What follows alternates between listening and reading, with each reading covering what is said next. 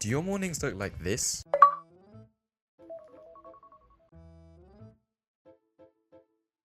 But you want them to look like this.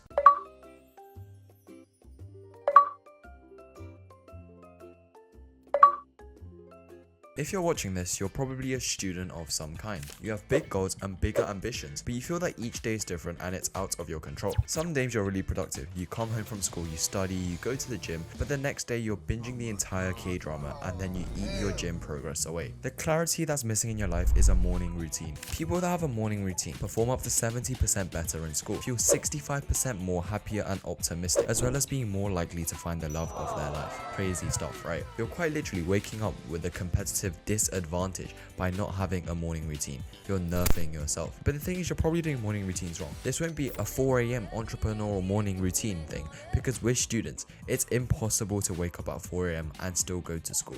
But from biohacking your brain to instantly waking up in the morning, or literally a 10-second habit in the morning that will make you happier, this is the only video that you need for the perfect, realistic morning routine for students. This video structure is going to be quite different. We're going to be talking about the morning routine as a timeline structure and working our way from first to end. So feel free to skip to the chapter that most resonates with you, but make sure to watch till the end where I give the 5-second trick to waking up instantly. And this entire morning routine, it doesn't take hours. It just takes simply 28 minutes of your time. So are you willing to put in 28 minutes of your time in the morning to change your life? Okay, so here's a timeline of you waking up and going to school. Where would you say the morning routine happens? You probably highlighted like this area right here, after waking up but before going to school. Or maybe you're one of the more intelligent ones who said that the morning routine actually starts from waking up in the first place, because waking up in the morning is the hardest part and everything you do will come after that.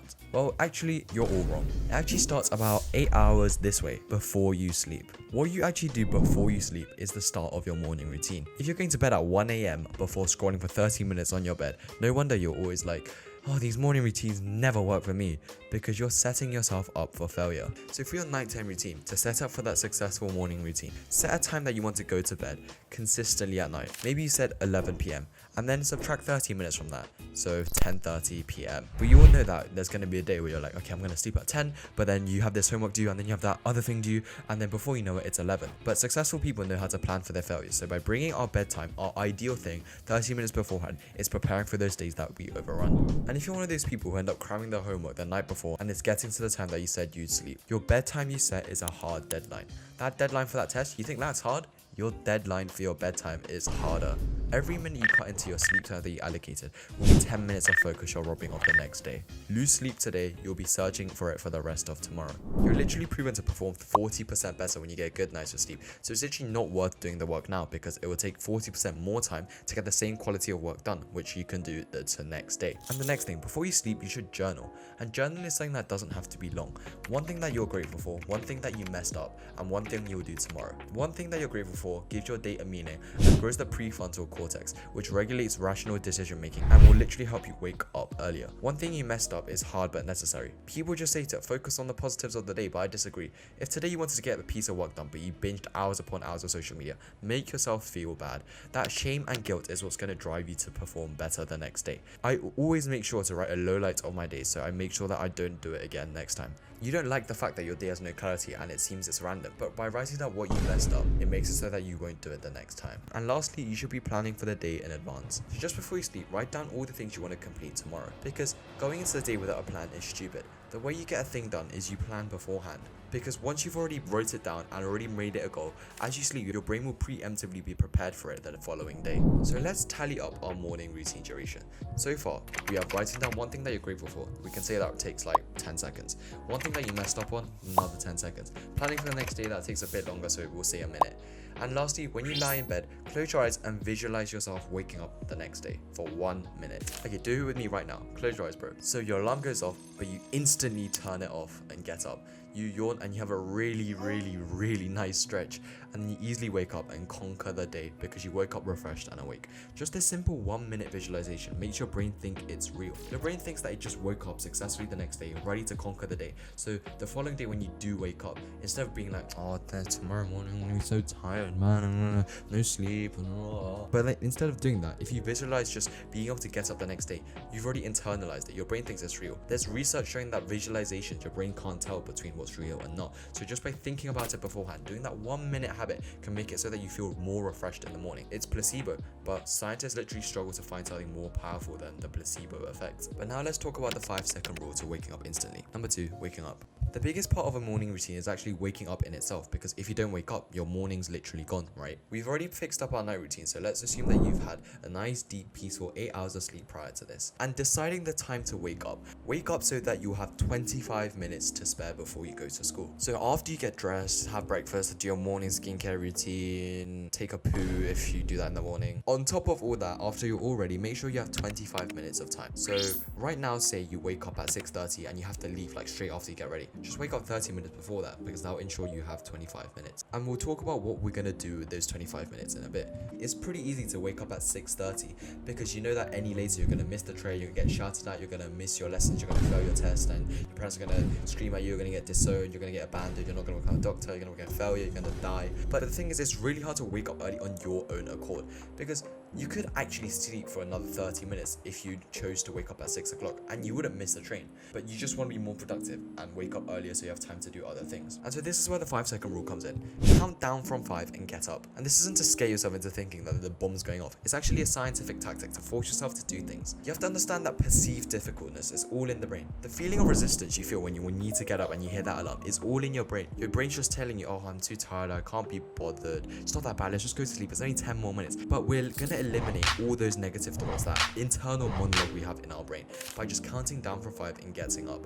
Because you know too well, like, your alarm's going off, but then you're having this like internal debate. You're like, oh, I know I should get up, but like, oh, I don't know, man. And then you just end up just like lying there for 30 minutes, not even sleeping, just lying there, and then just getting up 30 minutes later anyway. And so although it may seem foolish to act after 5 seconds, it's like, well, 5 4 3 2 1, that's so like gay, bro. You're actually not allowing yourself to weigh up the potential risks and dangers, and doing so will help you make more rational decisions. In Algorithms to Live By, Brian Christian and Thomas Griffiths explains that when we first encounter a decision, we immediately consider the most important factors, and anything after that is our brain just like internally giving us a monologue. Your brain's not actually on your side. These factors shape our initial emotional response, and therefore acting on a quick gut feeling often leads to the right decision. For waking up, we know it's logically something that would benefit us, but when we have time to consider how we feel about that task, we end up abandoning it because it's not easy, pleasurable, nor comfortable. So by just counting down from 5, it disallows your brain from coming up with that excuse, and you just end up waking up. Not convinced? It's scientifically proven that the action of counting backwards has a weird effect on your brains.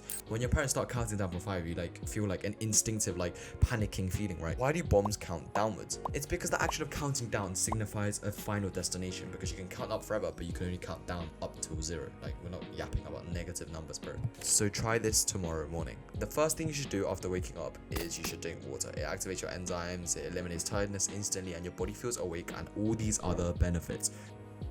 And lastly, do a psychological sigh. You breathe in as much as you can, and then you breathe in a little more, and then you exhale. And by doing this in the morning, you're literally proven to have a better day. I don't know how it works exactly, but it's something about pushing out carbon dioxide from your lungs, and it reduces stress and anxiety and literally makes your day better. So it's like...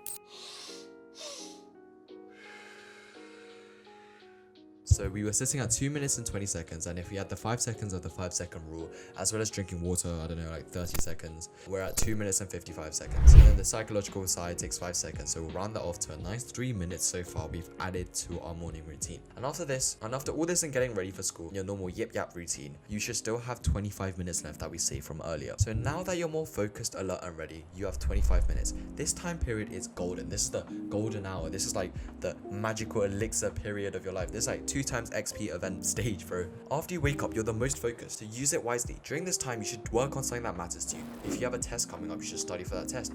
If fitness or losing weight matters to you, you should be doing like exercise during that 25 minutes. The point is that you can use these 25 minutes however you want, because I can give you a 25-minute perfect thingy that you can do, but it's not going to be suited for you, and we want this to be perfect for you and realistic. So whether it's revising your notes for your most difficult class or looking at your French vocab, you should do this at your peak focus. Some tips I have is that if you have a test the next day, you should be reviewing that, or try doing 10 push-ups in the morning. Reviewing your most difficult subject is also really good because then you'll be ready for it by pre-learning what you're going to already learn in the class. I promise you that by doing this simple 28-minute morning routine, you'll be more happy and ready, as well as literally becoming smarter. You'll have freed up more time and you'll be able to get ahead before the day even properly starts. You'll find that your days have meaning and structure, and whereas you used to go to school mindlessly or like tired, deranged, and come back and then waste your hours away, you're literally getting ahead of yourself in the morning. So here's a summary of the entire routine where you can start implementing. The night before, what you are grateful for, what you messed up, and what you're going to do the next day, and then your 1-minute visualization. And then when you wake up, the 5-second rule, drink water and do a psychological sigh, and then 25 minutes of deep, quiet, uninterrupted work on school, yourself, or anything. All of these will put you at a competitive advantage over your peers, so start doing this realistic, perfect morning routine from tomorrow.